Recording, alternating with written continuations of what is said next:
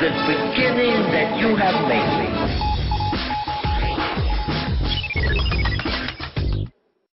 American negotiator Denis Ross played a crucial part in the Israeli-Arab peace process of the 1990s.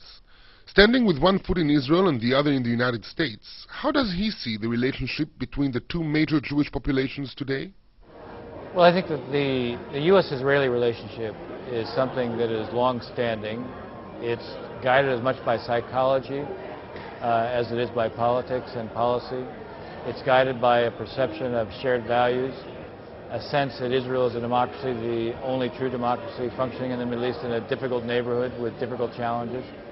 And so I think there's a kind of built-in set of bonds that have been created over time. I don't think that's going to change anytime soon. I was speaking more about American Jewry versus Israeli Jewry, or together with Israeli Jewry. It sometimes feels as if these are two branches that are moving apart in different directions. I'm not so sure they're moving in different directions. I just think they have a different focal point. American Jewry is not unified. You know, a lot of different interests, a lot of different focal points. There's a part of the American Jewry that has strong connections to Israel. There are other parts of American Jewry that has much less identification with Israel. In Israel itself, I think the Jewish community of Israel looks at the diaspora as a whole and doesn't know a lot about it, interestingly enough. I mean, basically, I think most Israeli Jews think that the diaspora is sort of out there and there's no particular responsibility they have for it. They don't think a lot about it. And they, you know, in a sense, they are becoming adjusted to a new reality where, because Israel now has the largest Jewish community in the world, how Israel deals with diaspora communities, including obviously the American, which is the largest diaspora community, is something that is a new reality, a new challenge for the Israeli government, for I think the Israeli society.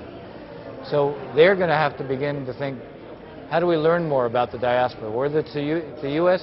Jewish community or it's Jewish communities elsewhere in the world? How do we learn more about them? How do we think about how our actions or decisions affect them? Do we need to send more Israelis there, you know, to exchange?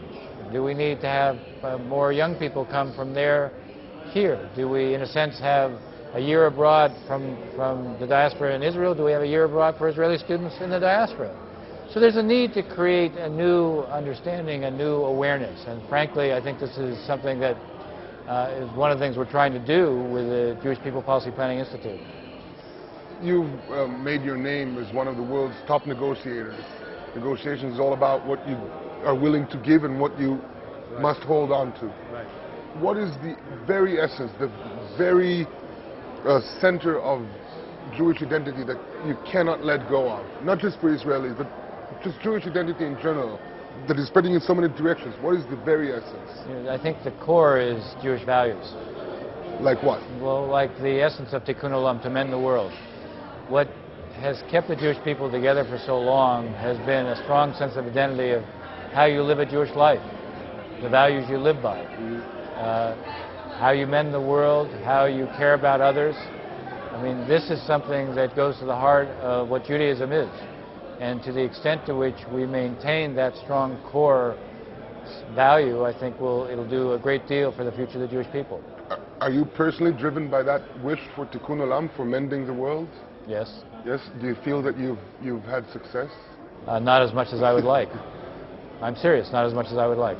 What do you think are the areas of the world that could be mended by this Jewish approach? Because there are other people around the world who want to mend it. Well, I think, look, there are so many different challenges that are out there. You know, there are health challenges. There are poverty challenges. I think focusing on how you deal with, you know, I mean, look, at one level I'm focused on peace. Mm-hmm. But peace doesn't come because you wish it. Peace comes because you work for it. You're not gonna wish away poverty. You're gonna have to work to deal with it. You're not gonna wish away, you know, medical challenges. You find ways to deal with them. So I think you create an agenda, and that's what I hope when we talk about Tikkun Olam, we create a set of priorities where we can work. Do you think that's possible on a, I hesitate to say national scale, because national kind of takes it to the country level, but I mean on the people scale. Well, we're on it. Look, we live in a globalized world. It's shrinking in every conceivable way. The boundaries that once existed certainly don't exist in cyberspace. So how do we use the new technologies, the new information realities? How do we use that to, in a sense, shrink differences between communities? How do we create connections between those where you had never had them before? I mean, I think that yes, the short answer is let's look at the positive side of globalization in terms of what it does for Tikkun Olam. You seem to have moved beyond diplomacy now. You're reaching out into several different fields. Have you given up on it? No. No, I still work at that as well. No, but I mean, this used to be your almost one and only focus. Well, but that was because I had a responsibility. When I was the American negotiator in the Middle East, that was my responsibility. Today, I'm outside the government, so I have the freedom to pursue other things. If I ever go back into the American government, then I'll be single-minded again in my focus. What made you go into diplomacy in the first place? Well, it's a different form. In the Jewish tradition, there's something called being a rodef shalom, a seeker of peace. The sons of Aaron. Something I came to believe in. Do you think peace has a chance? Peace always has a chance.